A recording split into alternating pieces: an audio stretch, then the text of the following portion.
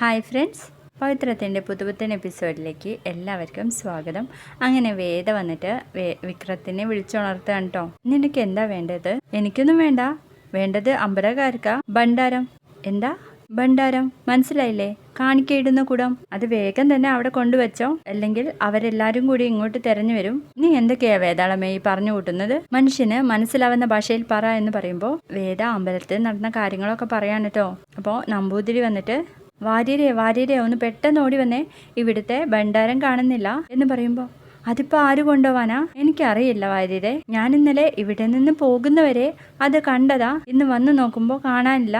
അപ്പോഴേക്കും വേദ അങ്ങോട്ടേക്ക് ചെല്ലുന്നുണ്ട്. എന്താ പറ്റിയത് എന്ന് ചോദിക്കുമ്പോൾ ഇവിടുത്തെ ഭണ്ഡാരം കാണുന്നില്ല, വേരോടൊക്കെ പിഴുതെടുത്ത് പോയിട്ടുണ്ട്.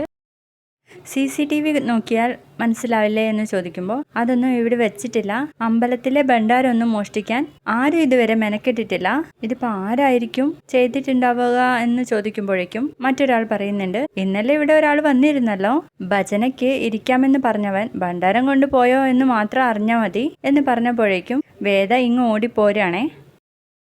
ആ സമയത്ത് നമ്മുടെ നന്ദിനി ആണെങ്കിൽ ഒളിഞ്ഞു കേൾക്കാണ് കേട്ടോ. നീ എന്ത് വർത്താനാ വേദ പറയുന്നത്? ഭണ്ഡാരം ഞാൻ മോഷ്ടിച്ചെന്നോ? ആളുകൾ എന്നെ കുറിച്ച് പല കള്ളങ്ങളും പറയും, പക്ഷെ ഇന്ന് വരെ ഞാൻ മോഷ്ടാവാണെന്ന് ഞാൻ കേൾപ്പിച്ചിട്ടില്ല എന്ന് പറയുമ്പോഴേക്കും വേദ പറയുന്നുണ്ട്, എന്നാ ഇന്ന് മുതൽ അതും പറഞ്ഞു തുടങ്ങും എന്ന് പറഞ്ഞ് നമ്മുടെ നന്ദിനി കേട്ടതും അങ്ങ് ഓടിപ്പോവാണ് കേട്ടോ അച്ഛൻ്റെയും അമ്മേൻ്റെയും അടുത്തേക്ക് പറയാൻ വേണ്ടിയിട്ട്. ആ സമയത്ത് നമ്മുടെ കമലയാണെങ്കിൽ പുട്ട് ചുട്ടുകൊണ്ടിരിക്കുകയാണ്. വിശ്വമാണെങ്കിലോ ചായക്ക് വേണ്ടിയിട്ട് തിരക്ക് കൂട്ടുന്നുണ്ട്. അറിഞ്ഞോ അമ്മേ എന്ന് ചോദിച്ചുകൊണ്ടാണ് നമ്മുടെ നന്ദിനിയുടെ വരവ്. വിക്രം ഭണ്ഡാരം മോഷ്ടിച്ചെന്ന്? എന്താ?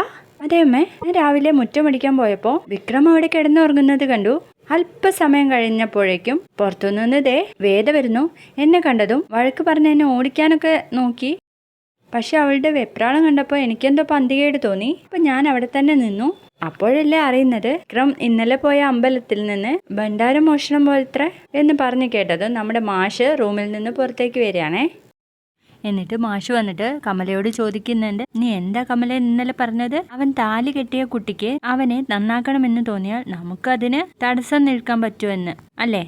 ഇന്നു മുതൽ സുധാകര മാഷ് ഗുണ്ടയുടെയും തല്ലുണ്ടാക്കുന്ന ആളുടെയും മാത്രമല്ല കള്ളന്റെയും അച്ഛനായി എന്ന് പറയുമ്പോഴേക്കും പുറത്തുനിന്ന് സുധാകര മാഷെ എന്നൊരു വിളിയാട്ടോ.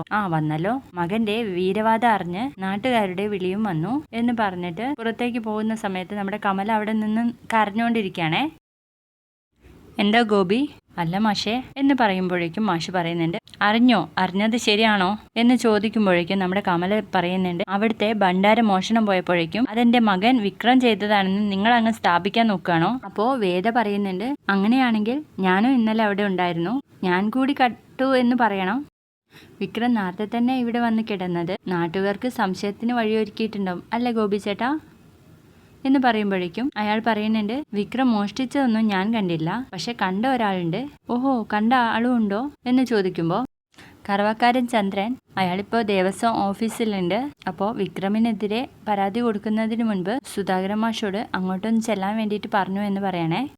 അപ്പോൾ വരാൻ ഒക്കില്ല എന്ന് പറയട്ടോ സുധാകര മാഷ്. ഇത് കേൾക്കുന്ന നമ്മുടെ വിക്രം പറയുന്നുണ്ട്, കമ്മിറ്റിക്കാരുടെ മുൻപിൽ ഞാനാണല്ലോ പ്രതി, ഞാൻ നേരിട്ട് വരാം. എന്നിട്ട് അമ്മയോട് ചെന്നിട്ട് പറയുന്നുണ്ട്, അമ്മേ നിങ്ങൾ എന്നെ വിശ്വസിച്ചോ, ഞാൻ ആ മോഷണം ചെയ്തിട്ടില്ല എന്ന് പറയാട്ടോ. അപ്പൊ കമല കരഞ്ഞുകൊണ്ട് പറയുന്നുണ്ട്, മോനെ നിന്റെ കൂടെ ഞാനും വരുന്നുണ്ട്, നീ അവരുടെ മുൻപിൽ ചെയ്യാത്ത കുറ്റത്തിന് തല കുനിച്ച് നിൽക്കേണ്ട ആവശ്യമൊന്നുമില്ല എന്ന് പറയുമ്പോഴേക്കും സുധാകര മാഷ് പറയുന്നുണ്ട്, പോയവരൊക്കെ ആ വഴി പൊയ്ക്കോണം, ഇങ്ങോട്ട് വരാൻ നിൽക്കരുത് എന്ന കാര്യം.